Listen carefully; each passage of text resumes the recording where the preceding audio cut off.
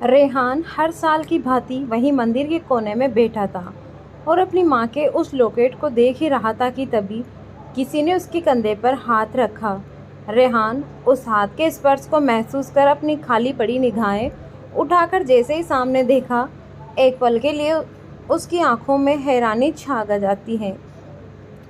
लेकिन अगले ही पल उन्हें आने की वजह सोचकर रेहान उठते हुए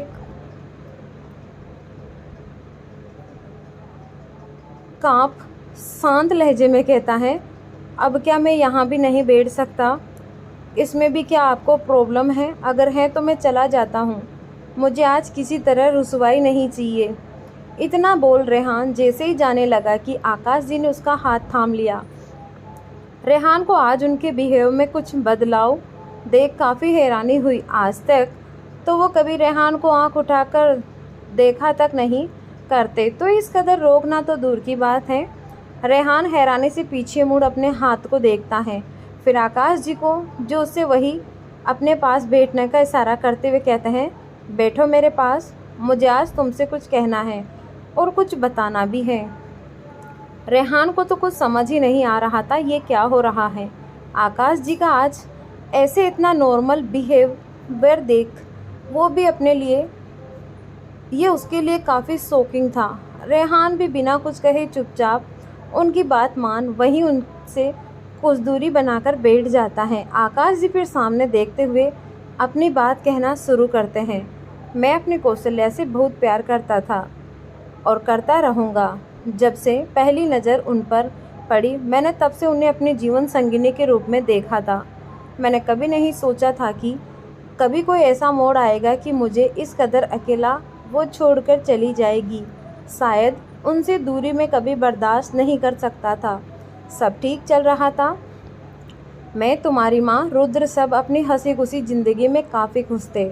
मुझे तो जैसे सब कुछ मिल चुका था, लेकिन तुम्हारे आने से कुछ महीने पहले से तुम्हारी माँ अचानक ही कुछ बीमार सी हो गई थी। उस बीमारी में उनके बच्चेदानी को काफ़ी नुकसान हुआ था, जिसकी वजह से वो कमज़ोर हो गई थी। ये बात कौशल्या ने मुझसे और हमसे छुपा कर रखा। फिर कुछ महीनों में तुम्हारे आने का संदेश हम सबको मिला, जिससे हम सब भी उतने ही खुश हुए जितना हम रुद्र में हुए थे। तुम्हारे हमारे लिए वैसे ही मायने रखते थे। कौशल्या ने वो सब तैयारी शुरू कर दी थी जो वो रुद्र के आने के वक्त करती थी, और शायद उससे भी ज़्यादा। सब ठीक चल रहा था, पर तुम्हारी माँ अंदर से ठीक नहीं थी। वो काफ़ी कमज़ोर और बीमार रहने लगी थी।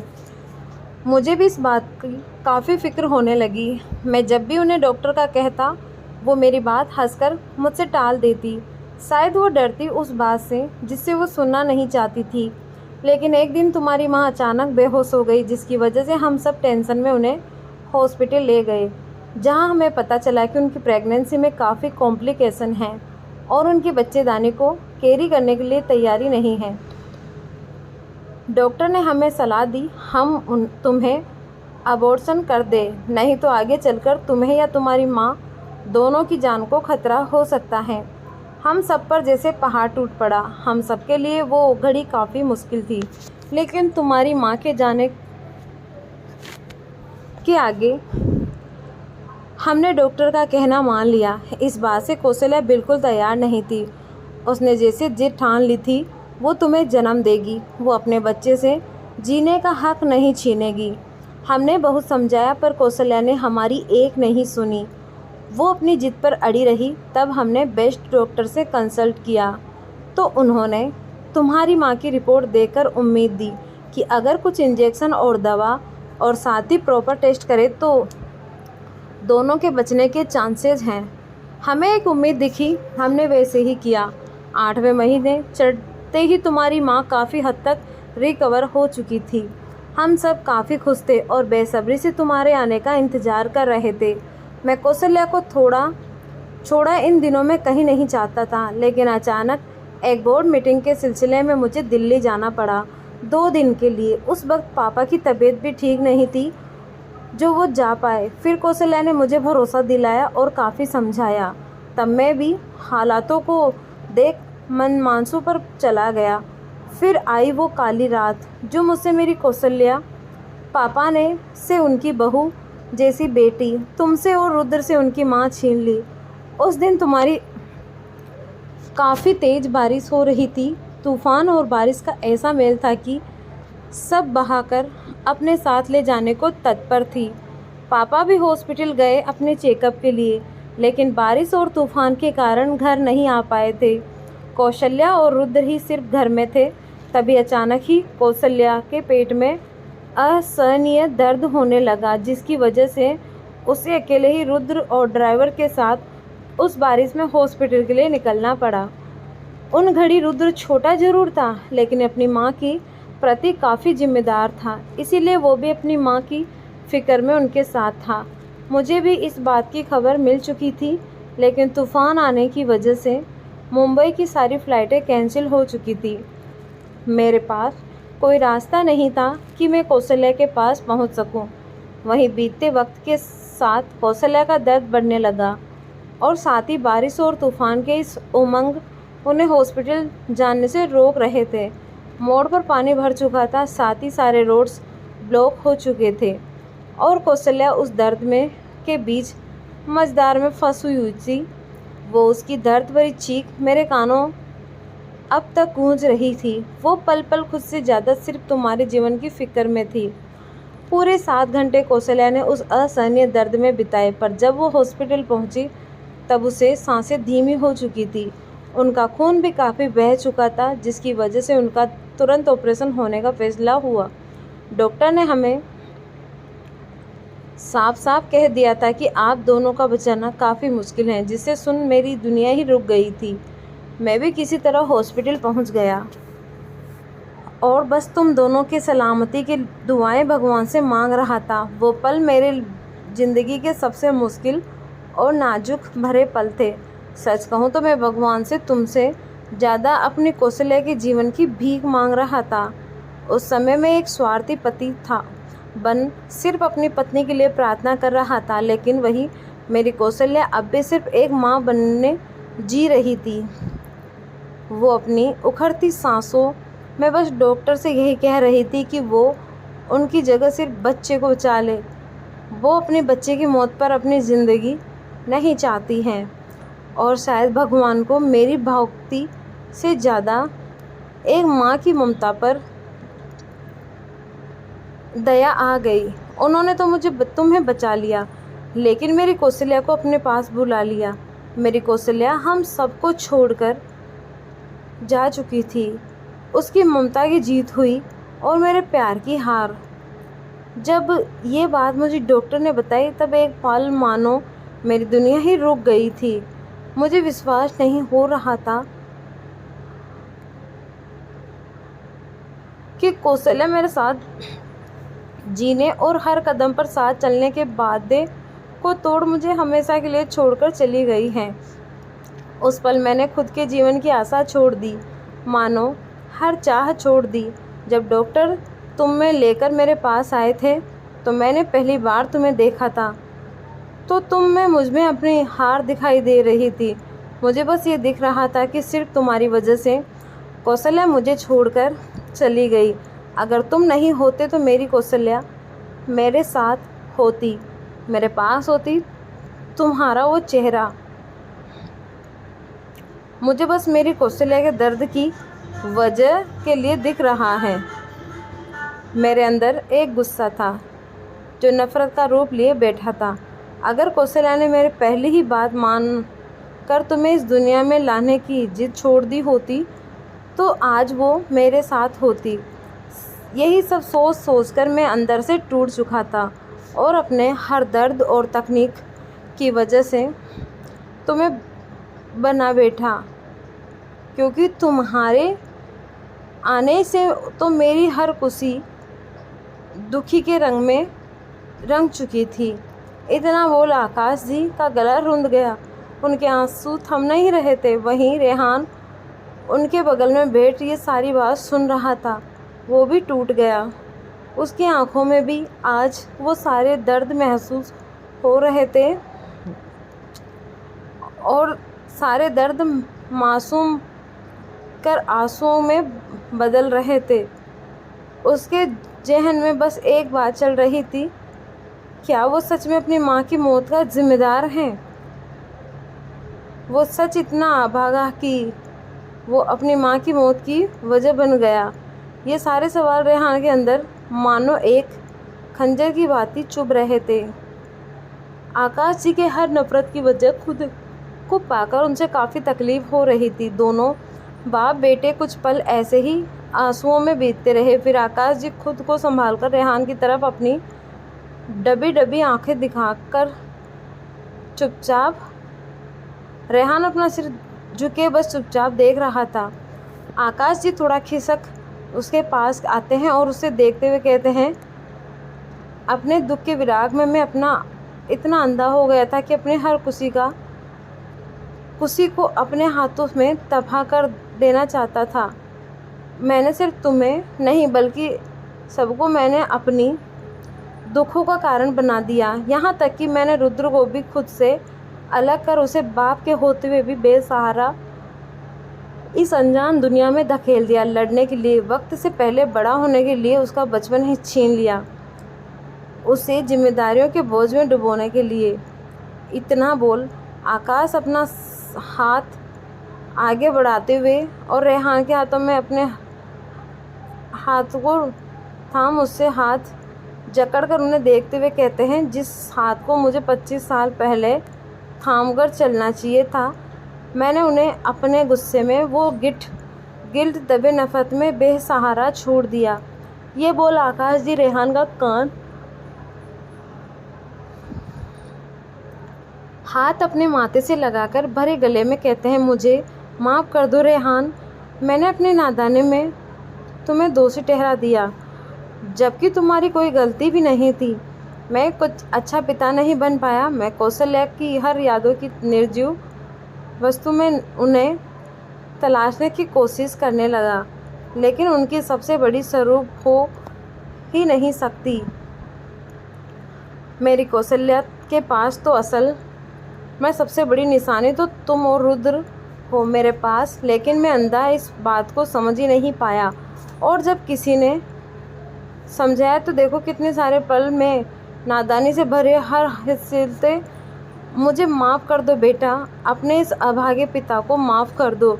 चाहो तो तुम मेरे जितने भी उन 25 सवालों की कार्रवाई बातें दुगनी उम्र मुझे सुना दो, मैं कुछ नहीं कहूँगा। मैं शिकायत भी कर दो बेटा, मुझे माफ़ कर दो। बहुत साल मैंने इस दर्द से बिताए हैं, लेकिन अब मैं वो खुशियों में जीना चाहता हूँ जो मेरी हौसले की निशानी से। हो सके तो मुझे ये हक दे दो, मुझे माफ़ कर दो। इतना बोल आकाश टूट कर बहने लगे थे। आज उनके 25 साल का गुब्बारा जो निकल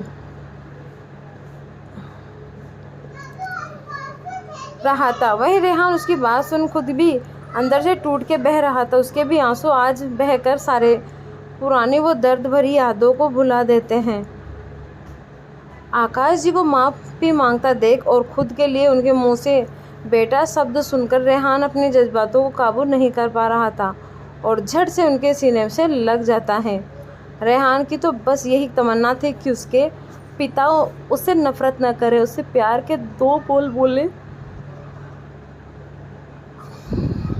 जो आज उसके सपने जैसी हकीकत सच होते हुए नजर आ रही थी। रेहान अपने दिल का गुब्बारा निकाल अपने लाखे लफ्ज़ों में बच्चों के जैसे संभालते हुए कहता है, I miss you dad, I miss you. Akash ji अपने बेटे को सीने से लगाकर एक सुकून पाते हैं। उन्हें उनकी बात का जवाब देते हुए कहते हैं, शौरी बेटा, अपने नादानी में तुम्हारे ऐसे पल मेरी वजह से देखने को नहीं मिलेंगे। फिर अपने मन में आकाश जी कहते हैं, मुझे माफ़ करना कौशल्या, तुमसे प्यार करने का दावा करते रहा और तुम्हारे प्यार से भी अनमोल निशानी को संभाल नहीं पाया। तुमने तो मुझ पर विश्वास कर अपनी ज़िंदगी से खेल अपनी निशानी को जन्म दिया था कि तुम्हारे जाने के बाद मैं संभाल लूँगा, पर मैं नाकाम था रहा। मुझे माफ़ कर देना, मुझे माफ़ कर देना कौशल्या। आज बाप बेटे के जीवन का ये मिलन सबसे अनमोल था। जहाँ पिता अपने गलतियों की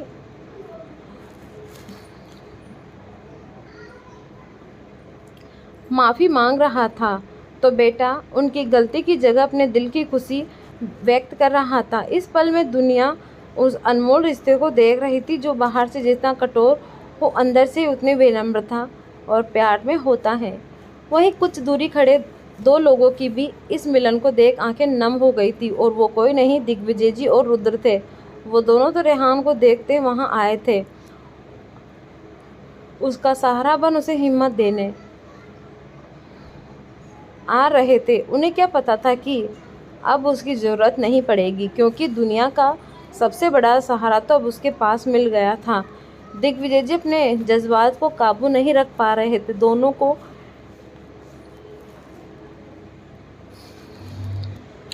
दोनों वो इस बात पर भरोसा नहीं कर रहे थे कि उन्हें कभी ये पल भी देखने को नसीब होगी। उन्होंने तो इस चीज़ की मानो कभी आस ही भी छोड़ दी थी। रुद्र दिग्विजय जी को सहारा दिए खड़ा था। आज उसके लिए भी काफ़ी अनमोल पल था। आज उसका ही वो कठोर दिल मानो अंदर से पिघल गया है। दिग्विजय जी रुद्र को देख नम आंखों में भी मुस्कान लिए उसे वापस चलने का इशारा करते हैं। रुद्र भी एक नज़र सामने देख के हाँ में सिर हिलाकर अपनी नावें साफ कर दिग्विजय जी के साथ चल दिए। आकाश जी कुछ पल में रेहान से अलग होकर उसके चेहरे को थाम उसके माथे को चूम उससे प्यार करते हैं। बाकी शिकायतें हम बाद में करेंगे, अभी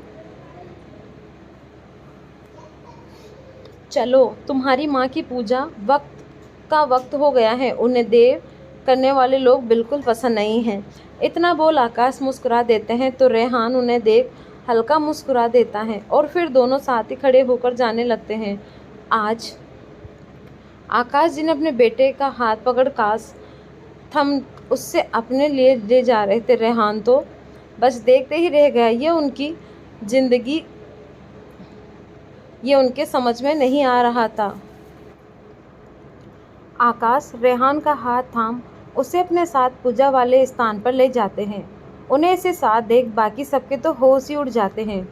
तब इसको तो अपनी आंखों पर विश्वास ही नहीं हो रहा था कि रेहान को खुद आकाश जी अपने साथ पूजा में लेकर आ रहे थे। 2 पल की खैर वो खुद को विश्वास दिलाने में बिता दी।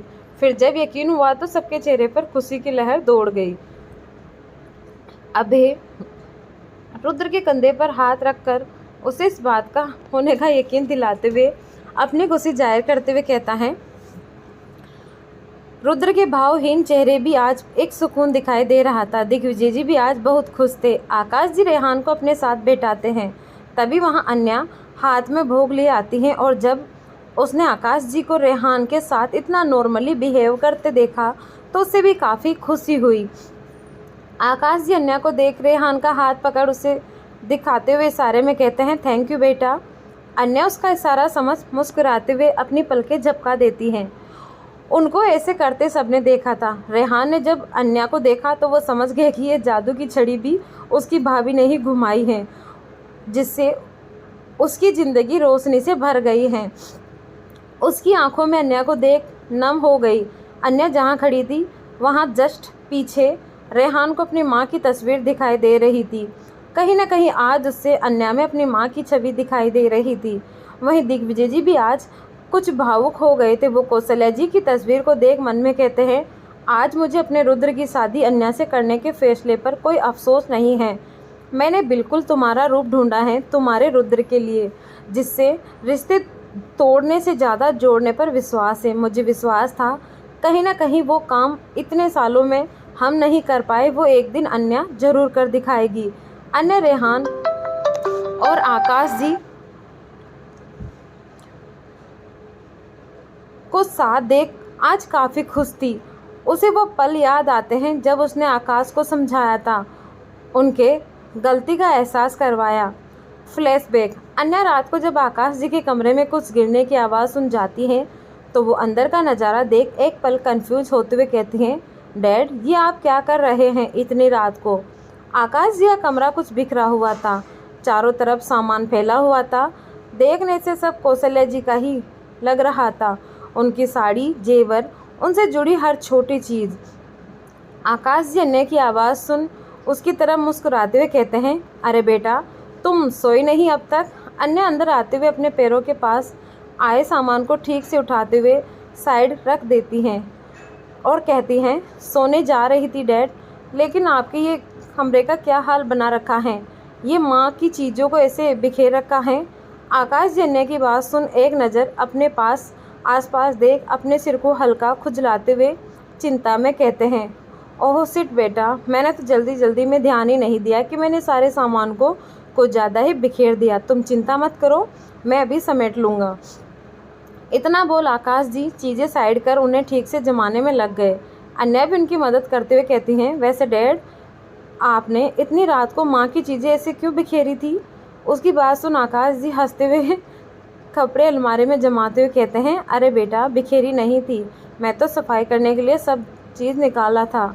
वो क्या है ना, तुम्हारी सास को साफ़ सफाई काफ़ी पसंद थी और वो अपनी हर चीज़ को काफ़ी सलीके से साफ़ सुथरे तरीके से रखना पसंद करती थी। इसीलिए रोज़ तो नहीं, पर उनकी हर खास दिन में उनकी चीज़ों को साफ़ करता और ठीक से रख दूँगा। इस सब में मैं उन्हें खुद के और करीब महसूस किया करता हूँ। अन्या उनका कौशल्या जी के प्रति प्रेम देख वो मुस्कुरा उठती हैं और उनकी मदद करते हुए प्रेम भाव से कहती हैं, ठीक है, लाइए डैड, आज मैं भी आपकी मदद करती हूँ। इसी बहाने मुझे भी माँ से जुड़ने का मौका मिल जाएगा। आकाश जी मुस्कुराते हुए हाँ में सिर हिलाते हुए कहते हैं, बिल्कुल, उसे भी तुम्हारी जैसी बेटी से जुड़कर खुशी ही होगी। इतना बोल आकाश जी और अन्या अपने कामों में लग गए। आकाश जी ने काफ़ी खुशी से अन्या को एक एक चीज़ के पीछे स्टोरी काफ़ी खुशी के साथ उससे शेयर कर रहे थे। अन्या काफ़ी बातें जान मुस्कुरा रही थी। तभी अन्या का ध्यान उन दो बॉक्स पर जाते हैं जिसमें एक रुद्र लिखा था और दूसरा बेनाम था। आकाश जी का ध्यान न देख अन्या धीरे से उस बॉक्स को छूती है, पर इसी बीच वो बॉक्स से ढकना साइड हट जाते हैं। अन्या देखती हैं दोनों बॉक्स में बिल्कुल एक जैसे बच्चों के खिलौने और कपड़े और कुछ छोटे छोटे गिफ्ट रैप किए होते थे, तोहफे थे, वो भी बिल्कुल एक जैसे। ये सब देख अन्या के दिल में कुछ सवाल उठते हैं। अन्या वापस से उस बॉक्स को बंद कर आकाश जी के पास जाती हैं। अन्या आकाश जी के चेहरे की खुशी उस चीज़ों में देख सोचते हुए उनके पास वाली कुर्सी पे बैठ खुद भी उन्हें साफ करते हुए काफ़ी गहरी आवाज़ में कहती हैं, डैड, क्या मैं आपसे कुछ पूछ सकती हूँ? आकाश जी अन्या की तरफ एक नज़र देख खुशी से उन चीज़ों को साफ करते हुए कहते हैं, अरे बेटा, आपको इतना फॉर्मल होने की ज़रूरत नहीं, आप कुछ भी बेझिझक हमसे पूछ सकती हैं। हमने कहने के लिए थोड़ी आपको बेटी माना है, आप बेटी हो, पूछो क्या पूछना है। अन्या उसकी बात सुन उनकी तरफ देख हल्की मुस्कान लिए कहती हैं, डैड, आप माँ से बहुत प्यार करते थे ना? अन्या कैसे पूछने पर आकाश जी असमंजस में उसे देखकर कहते हैं, ये कैसा सवाल हुआ बेटा, ये कोई पूछने की बात है, मेरी तो हर सांस में कौशल्या बसती हैं। अन्या उनकी बात सुन आगे कहती हैं, तो फिर आप माँ से जुड़ी हर चीज़ से प्यार करते होंगे, मेरा मतलब है उनकी हर निशानी से। आकाश जी उन चीज़ों को साफ करते हुए एक ठंडी आह भरते हुए कहते हैं, हाँ ये तो है, तभी तो मैं इतने सालों में उनकी हर चीज़ संभाल के रखी है, हर वस्तु जो उनको मेरे पास आखिरी निशानी बची है, मैंने उन्हें अपनी जान से भी ज़्यादा हिफाजत में रखा। अन्या उनका जवाब सुन तपाक से कहती हैं, तो फिर उनकी सबसे अनमोल निशानी को अपने खुद से कैसे दूर कर दिया? अन्या के बोलने पर आकाश जी के चलते हाथ रुक गए। वो असमंजस में अन्या को देख कहते हैं, सबसे अनमोल निशानी? अन्या थोड़ा आगे बढ़ आकाश जी के हाथ पर अपना हाथ रख एक तसल्ली से कहती हैं, हाँ डैड, सबसे अनमोल निशानी, जिसके आगे ये निर्जीव वस्तु का भी शायद कोई मोल ना हो जो आपके पास है, पर आप उसे पहचान नहीं पा रहे हैं। डैड, मैं आपके और माँ के सबसे बड़ी निशानी आपके बच्चे इनके और रेहान की बात कर रही हूँ। मैं जानती हूँ डैड, आप उनसे नफ़रत नहीं करते, बस अपने अंदर के गुस्से और गिल्ट को नफ़रत का नाम दे रखा है। अगर आप सच में उनसे नफ़रत करते तो उनकी वो बचपन की निशानी माँ की निशानी के साथ यूँ संभाल कर नहीं रखते। इतना बोल अन्या एक पल रुक आकाश जी को देखती है, जो अन्या के सच्चे अल्फाज सुन अपनी सोच में गुम थे। अन्या आगे बढ़ उनके हाथ पर अपना हाथ रख आगे कहती हैं, डैड, मैं जानती हूँ आप माँ से बहुत प्यार करते हैं, और तो और अब तक आपने उनकी हर निशानी संभाल कर रखी है, पर आपने ये कभी नहीं सोचा कि माँ को कैसा लगता होगा ये देखकर कि आप उनकी असल निशानी को ही खुद से दूर कर दिया है। वो जाते वक्त एक माँ बन बच्चे की ज़िंदगी के लिए लड़ी और पत्नी बन आप पर भरोसा कर अपनी निशानी आपके हवाले करके गई कि अगर वो हो भी न तब भी उनके पिता उनके हाथ थामने के लिए हैं उनके पास। लेकिन अभी भी देर नहीं हुई है डैड। जिस हाथों को आपने 25 साल पहले छोड़ दिया, एक बार दोबारा उससे थाम सके। पछतावे और माफ़ी से बड़ी कोई चीज़ नहीं होती गलती सुधारने के लिए। मेरी बात का बुरा लगे तो इसके लिए मुझे माफ़ करिएगा डैड। शायद बेटी बन ज़्यादा बोल गई, पर मुझे कोई अफसोस नहीं है। इतना बोल अन्या दोबारा आकाश जी को देखने लगती है, जो अपने ही सोच और गुस्से और गिल्ट, नफरत, तरफ दर्द जैसे अनगिनत भाव में गिरे हुए थे। अन्या 2 पल उन्हें देख वहाँ से चली जाती हैं। वो जानती थी इतनी आसानी से सब ठीक नहीं होगा, लेकिन वो अपनी तरफ से सब एक कोशिश करना चाहती थी, जो आज उसने की। इसके आगे आकाश जी का ही फैसला होगा। Flashback and. यही सारे सोच में अन्या हाथ जोड़कर एक बार मन में भगवान से थैंक यू कहते हैं। आखिर उसकी कोशिश बेकार नहीं गई और सब ठीक हो गया। तभी अन्या के कानों में पंडित जी की आवाज़ आती है। पंडित जी सारे सामान को व्यवस्थित करते हुए अन्या से कहती हैं, बिटिया यहाँ गंगाजल और दूध का पात्र नहीं है। अन्या ये सुन आसपास देख जल्दी से कहती हैं, जी पंडित जी, वो पीछे वाले पूजा स्थान में रखी हैं, मैं अभी लेकर आती हूँ। इतना बोल अन्या तुरंत वहाँ से निकल गई और जल्दी से सामान लिए वापस आ रही थी कि उसके पाँव में पत्थर लगने की वजह से उसे मुंह से हल्की सी आह निकल गई। अन्या अपने पाँव उठाकर देखती हैं, फिर जल्दी से थाली नीचे रखकर अपने पाँव से कंकड़ साफ कर जैसे ही उठने को होती हैं कि अचानक उसके माथे और चेहरे के ऊपर पानी की धारा गिरने लगती हैं। एक पल के लिए तो अन्या अचानक से हड़बड़ा सी जाती हैं।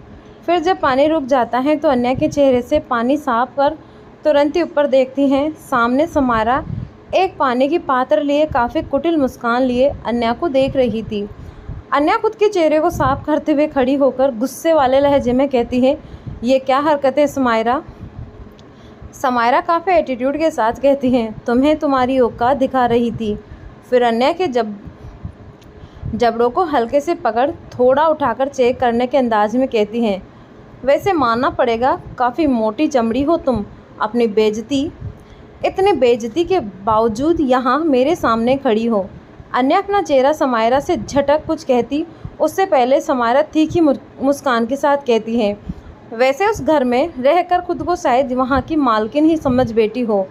ये कपड़े, ये महंगे जेवर, खैरात में मिली चीज़ तुम्हें अपनी सी लगने लगी है। यूँ आगे पीछे चौहान परिवार के मर्दों के आगे डोल। ये सब पाना तो तुम्हारे लिए चुटकियों का खेल है ना। ये घर की बहू होने के जैसे काम करना एंड ऑल। फिर एक अफसोस भरी टोन में कहती हैं, अरे जा चोचो, छी छी, छू छू, तुम्हारी औकात के चक्कर में तुम्हारा ये दिखावे का सिंदूर में मिट गया। वैसे अच्छा है, जिसका कोई अस्तित्व नहीं वो नहीं रहे तो किसे फ़र्क पड़ता है। अन्या सुन अपनी मांग पर हाथ रखती हैं, जिसके बाद अन्या को अब समायरा पर काफ़ी गुस्सा आता है। लेकिन वक्त और हालात को देख वो एक वार्निंग भरे लहजे में कहती हैं, लिसन समायरा, मेरे पास तुम्हारी ये बकवास सुनने का बिल्कुल भी वक्त नहीं है। और रही बात मेरी औकात की, तो आज एक बात मैं आपको क्लियर कर देती हूँ कि अगर जिस दिन तुम मेरी औकात जान जाओगी उस दिन तुम यहाँ मेरे सामने खड़ी नहीं रह पाओगी। और रही बात मेरे सिंदूर की, तो मेरा सिंदूर मेरी पहचान है और किसी को भी हक नहीं है कि वो ऐसे गैर इस पर या इसके अस्तित्व पर उंगली उठाए। I hope you understand. इतना बोल अन्या गुस्से से वहाँ से निकल गई। समायरा का तो मुंह ही बन गया। एक बार फिर अन्या के मुंह से खुद की इंसल्ट देख वो भी गुस्से में अपने दांत पीसते हुए कहती हैं, अब तो लगता है इस 2 टके की लड़की को इसकी असली औकात दिखाना ही पड़ेगी, छोड़ूंगी नहीं तुम्हें। इतना बोल समायरा भी वहाँ से निकल गई। अन्या पूजा का सामान देते हुए सारी चीज़ की एक एक व्यवस्था पंडित जी से चेक करवाकर वो जैसे ही रुद्र के पास बैठने को हुई कि समायरा पहले ही रुद्र के बगल में बैठ अधिकार नज़रों से उससे देखती हैं। रेहान और बाकी सबको समायरा का ये बिहेव बिल्कुल पसंद नहीं आया। अन्या बिना कुछ कहे चुपचाप कुछ पीछे हट बैठ गई। सबके साथ। रेहान गुस्से में जैसे समायरा को कुछ कहने वाला होता है कि अन्या जल्दी से ना में सिर हिलाकर उसे रोक देती है। रेहान गुस्से में समायरा को घूर चुप हो जाता है। पंडित जी कहना शुरू करते हैं, जजमान, पूजा का मुहूर्त होने को आया है। आकाश जी की तरफ देख के कहते हैं, आप पूजा पर बैठे। आकाश जी उनकी बात सुन एक नज़र रुद्र को देख पंडित जी से सीरियस टोन में कहते हैं, पंडित जी, आज की पूजा मैं नहीं करूँगा। ये सुन सब आश्चर्य से आकाश जी को देखने लगते हैं। आकाश आगे कहते हैं, बल्कि मेरा बड़ा बेटा रुद्र आज इस पूजा में बैठेगा। उनकी बात सुन सबको काफ़ी खुशी होती है। वहीं रुद्र अब भी शॉकिंगली आकाश को देखता है। उसे समझ नहीं आ रहा था कि अचानक आज ये बदलाव सारे एक साथ। पंडित जी उन्हें हाँ में सिर हिलाकर आने का इशारा करते हैं। सबकी निगाहें रुद्र पर जाती हैं, जो एक नज़र अपनी माँ की तस्वीर को देख रहा था। दिग्विजय जी रुद्र की मनोस्थिति समझ प्यार से कहते हैं, रुद्र आओ, अपनी जिम्मेदारी निभाओ। रुद्र अपने दादाजी की बात सुन अपनी जगह से खड़ा होकर चुपचाप पूजा वाले स्थान पर बैठ जाता है। पंडित जी उसे देख आगे कहते हैं, जजमान, इस पूजा में पति पत्नी साथ में बैठते हैं, तो आप अपनी पत्नी को भी बुला लें। ये सुन सबकी निगाहें अन्या पर जाती हैं। अन्या भी एक पल ये सुन हिल गई। वो क्या करे? उसे समझ नहीं आ रहा था कि वो कैसे रुद्र के पास जाकर बैठे। अन्या अपनी निगाहें उठाकर रुद्र को देखती हैं, जो अब तक खामोश था। फिर उनकी नज़र दिग्विजय जी और आकाश जी पर जाती है, जो उन्हें जाने का इशारा करते हैं। अन्या इसे जाना तो नहीं चाहती थी। बिना रुद्र के बुलाने पर, सबके कहने पर वो जैसे उठने को हुई कि समायरा पंडित जी की बात बीच में काटते हुए एक घमंड से कहती हैं, लेकिन पंडित जी, रुद्र अपनी पत्नी के साथ कैसे बैठ सकता है? इसकी तो अब तक शादी भी नहीं हुई है। समायरा ये कहने पर अन्या जो उठने वाली थी, वो अपनी हकीकत से रूबरू होते हुए वापस धम से बैठ गई। उसकी आंखों से आंसू छलक गए। आज भी उसकी पहचान गुमनाम है। वो अपनी बड़ी बड़ी आंखों से रुद्र को देखती हैं, जो अब तक खामोश था। सबकी निगाहें अब बस रुद्र के जवाब का इंतज़ार कर रही थी। अन्या अपनी बड़ी बड़ी आंखों से रुद्र को देखती हैं, जो अब तक खामोश था। सारे परिवार की निगाहें अब बस रुद्र के ऐलान करने का इंतज़ार कर रहा था।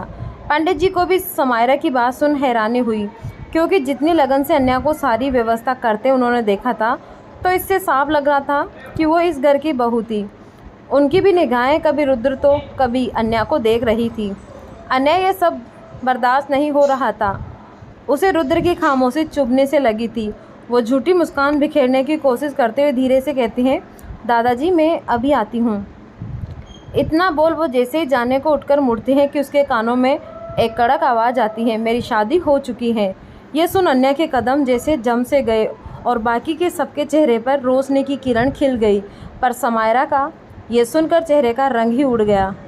उसे समझ नहीं आ रहा था जो उसने सुना वो सच है या उसके कान बज रहे थे।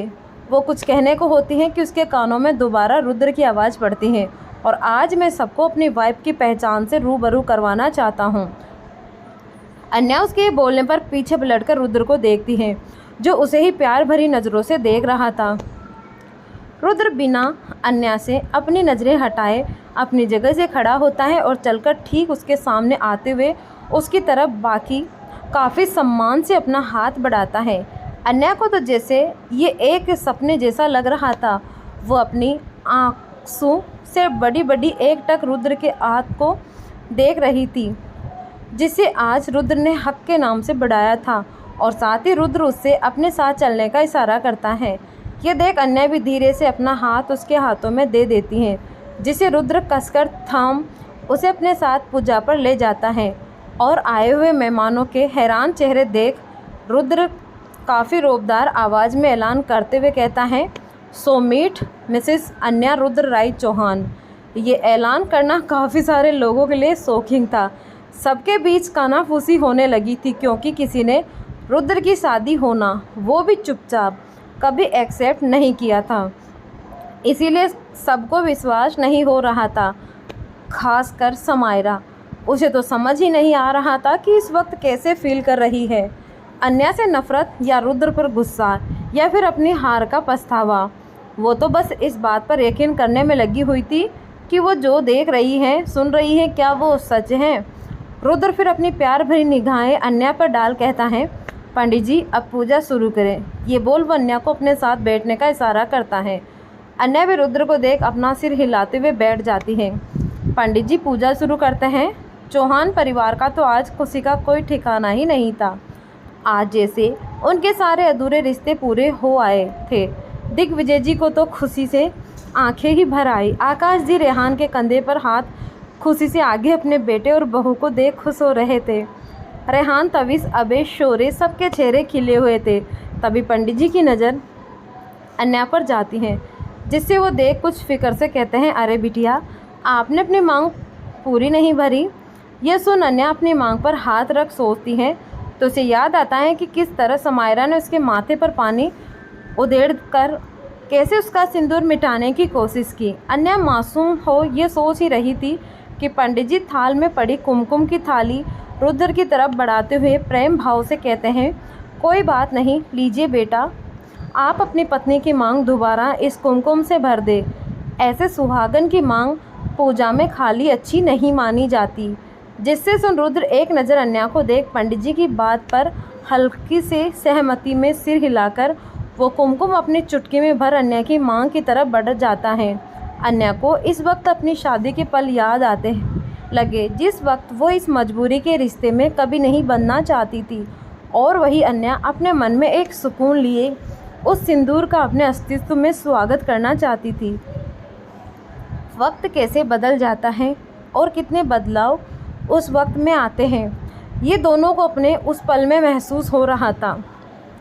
रुद्र भी इस बार गुस्से से नहीं बल्कि प्यार और सम्मान के साथ अन्या की मांग में अपने नाम का सिंदूर सजा उसे हमेशा के लिए अपने पूरे दिल से अपना बना लेता है।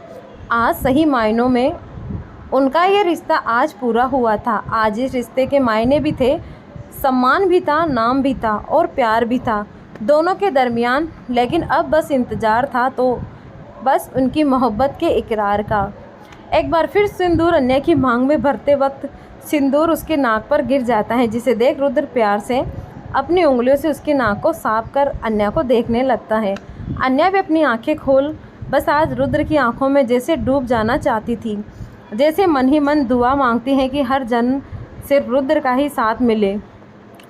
फिर पंडित जी अपनी पूजा शुरू करते हैं। अन्या अपने सिर पर पल्लू लिए अपना हाथ जोड़ पूरे मन से अपनी आंखें बंद कर कौशल्या जी की आत्मा की शांति को प्रार्थना करने लगती हैं। सारे लोग भी पूजा में लीन हो जाते हैं। वही समायरा अब गुस्से में अपनी मुट्ठियां बीच रखी थी। उसे एक पल भी अब अन्या और रुद्र के साथ देख गवारा नहीं था। उसे बार बार उन्हें बस अपनी हार तमाशा याद आ रहा था। लेकिन उसकी मजबूरी भी ऐसी थी कि वो यहाँ से जा भी नहीं सकती थी, क्योंकि अगर चौहान परिवार को खासकर रुद्र को ठेस पहुंचा तो कभी भी इस परिवार में शामिल नहीं हो पाएगी। यही सब सोच समायरा अपने गुस्से के ठंडे घूंट पी वहीं अपने गुस्से में लाल पड़ चुकी आंखों से अन्या को घूर रही थी। पूजा कुछ देर में विधि विधान रूप से पूरी हुई, जिसके बाद पंडित जी अन्या से कहते हैं, बिटिया आप ये भोग अपनी सास के आगे रखें, उनसे आप दोनों आशीर्वाद ले लें। रुद्र और अन्या हाँ में सिर हिलाकर भोग लिए कौशल्या जी के आगे रख अपना सिर झुकाकर हाथ जोड़ अपने मन में कहते हैं। रुद्र अपने मन में कहता है, माँ ये आपका सपना था ना कि आपकी बहू बिल्कुल आपके जैसे हो। शायद आपने खुद ही इससे ढूंढ मेरी ज़िंदगी में शामिल किया है। माँ मैं बेटा अच्छा बन पाया कि नहीं? शायद नहीं, क्योंकि मुझे रिश्ते निभाने नहीं आते। कहीं ना कहीं आपके बेटे को डर है कि वो ये रिश्ता पूरे रूप से निभा पाएगा कि नहीं। आपके जाने के बाद जैसे रिश्तों पर मेरे विश्वास ही उठ सा गया था, लेकिन जब से अन्या मेरी ज़िंदगी में आए हैं मेरा दोबारा उन रिश्तों पर विश्वास करने को दिल चाहता है। न जाने क्या कशिश है इससे जो हर रिश्ते में जैसे जान भर देती हैं। बस यही आस है कि जितनी खुशी इसने मेरे परिवार और मुझे दी है मैं वो सब इसे दे सकूं, इसके हक इसे दे सकूं। एंड आई मिस यू माँ, आप होती तो सब इतना उलझा न होता। अन्या भी अपनी आंखें बंद कर कहती हैं, थैंक यू माँ मुझे इनका साथ देने के लिए। जानती हूँ मैं आपकी जैसी नहीं हूँ, लेकिन मैं पूरी कोशिश करूँगी कि आपके जैसा ही इस परिवार को समेट कर रखूँ। इतना बोल दोनों अपनी आंखें खोल लेते हैं। अन्या फिर बाकी की तैयारी के लिए चली जाती हैं। सभी एक एक कर कौशल्या जी के आगे फूल रख उनके आत्मा की शांति के लिए प्रार्थना करते हैं। रुद्र भी जैसे ही सबके पास जाता है, रेहान उछलकर रुद्र को कसकर गले लगाते हुए कहता है, बेक्यू भाई, मेरी भाभी को उनकी पहचान देने के लिए आज मुझे अपने जन्मदिन का आपने सबसे अनमोल तोहफा दिया है। उसके आगे हर चीज़ फीकी है। Thank you so much. Rudra तो एक पल रेहान के इसे गले लगने से उचक सा जाता है, पर जब उनसे उसकी बात सुनी तो उसका भी मन कुछ भर आया। वो प्यार से उसके सिर पर हाथ रख उसके बाल बिगाड़ते हुए उसकी अपनी कड़क आवाज़ में कहता है, तो ठीक है, कार में तविश को दे देता हूँ। ये सुन रेहान जल्दी से रुद्र से अलग होकर उससे मासूमियत से देख कहता है, नहीं भाई, आप मेरे साथ ऐसा नहीं कर सकते। रुद्र उसे देखते हुए शांत लहजे में कहता है, अरे तुमने तो कहा, तो अब ये बेकार है कार। इतना बोल रुद्र रेहान को एटीट्यूड में देख वहाँ से चला जाता है और सबकी हंसी छूट जाती है। बेचारा रेहान की शक्ल देखकर तविश अपने बालों में हाथ फेर स्टाइल से अपना हाथ आगे कर रेहान से कहता है, चल भाई जल्दी से दे चाबी। ये सुन रेहान मुंह बनाकर तविश को घूर कर कहता है, कभी नहीं।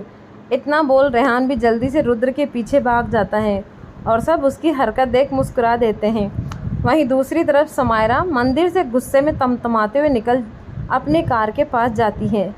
वैसे इस वक्त वहाँ कोई नहीं होता है। समायरा गुस्से से पागल कुत्ते के जैसे बौखलाए हुए अपने हील्स से कार के टायर पर मारती है, लेकिन बेचारी की फूटी किस्मत हील्स टायर पर लग के टूट जाती है, जिससे वो संभल नहीं पाती और सीधा मुंह के बल ज़मीन पर गिरती है, जहाँ कुछ कीचड़ उसके चेहरे और कपड़ों पर लग जाते हैं। ये देख समायरा को और भी गुस्सा आता है। वो जैसे उठने की कोशिश करती है कि उसे अपने सामने कोई खड़ा नज़र आता है। वो अपनी नज़रें उठाकर देखती है तो सामने और कोई नहीं, अन्या खड़ी उसे देख मुस्कुरा रही थी। वो अपना हाथ आगे समायरा की मदद के लिए बढ़ाते हुए कहती है, चो चो छू छू। क्या बात है समायरा जी, आप तो मेरी औकात जान इतना नीचे गिर जाएगी, मुझे पता नहीं था। समायरा को अन्या की बात सुन गुस्से में तिल मिला जल्दी से उठती है, लेकिन उसकी सैंडल टूटी होने की वजह से दोबारा गिरने को होती है कि अन्या उसे संभाल कर कहती हैं, संभाल कर समायरा जी, आपके तो मेरी पहचान जान पाओ ज़मीन पर नहीं टिक रहे। आप इतनी खुश होगी मुझे पता ही नहीं था। समायरा अन्या का हाथ झटक गुस्से में उसे उंगली दिखा जैसे कुछ कहने वाली होती है। अन्या मुस्कुराते उसकी बात काट कर हाथ में 4-5 मिठाई के डिब्बे देते हुए कहती हैं, वैसे मेरे पास ये आपकी ये UI जैसी बकवास सुनने का वक्त नहीं है। ये लीजिए मिठाई, अपना कड़वा मुंह मीठा कर लीजिए। वो क्या है ना, अपना इतना कड़वा बोला है कि मुझे लगा कि आपको इसकी ज़रूरत पड़ेगी, और कम पड़े तो बता दीजिएगा, मैं और भिजवा दूंगी। चलती हूँ, मेरे पति और मेरे परिवार मेरी राह देख रहे होंगे। फिर जैसे जाने को हुई कि अन्या को कुछ याद आता है। वो पलटकर समायरा का गुस्से वाला चेहरा देख एक प्यारी मुस्कान लिए अपना सिर झुकाकर अपनी भरी हुई मांग समायरा को अपनी उंगलियों से बाल सही करने के बहाने दिखाते हुए कहती हैं, वैसे समायरा जी, आपने जिसके अस्तित्व पर सवाल किया और जिसे मिटाने की चाह रखी, देखिए दोनों मेरी मांग में सज कितने अच्छे लग रहे हैं। फिर थोड़ा गुस्से वाले लहजे में समायरा को घूरकर कहती हैं, और आइंदा ऐसी गलती करने के बारे में सोचिएगा नहीं, क्योंकि वो सिर्फ अन्या थी, और जो अब आपके सामने खड़ी है वो मिसिस अन्या रुद्र राय चौहान है। I hope you understand. इतना बोल अन्या वहाँ से समायरा को घूरते हुए वहाँ से चली जाती है, और समायरा अब अपने आप से बाहर आने को होती थी। वो गुस्से में वो मिठाई के डिब्बे नीचे फेंक उसे अपने पैरों से रोनते हुए चीखते हुए कहती है, अन्या रुद्र राय चौहान, माय फुट, बहुत उड़ रही हो ना तू इस नाम के आगे। तुम्हारे यही पंख मैंने काट कर नहीं रखे तो मेरा नाम भी समायरा मेहरा नहीं। इतना बोल समायरा गुस्से में अपनी कार में बैठ उसे स्टार्ट कर वहाँ से तेज़ रफ्तार में निकल जाती है। तो क्या करने वाली है समायरा अन्या के साथ, जानेंगे हम अगले भाग में। तो आपको ये पार्ट कैसा लगा आप हमें कमेंट में ज़रूर बताएं। धन्यवाद।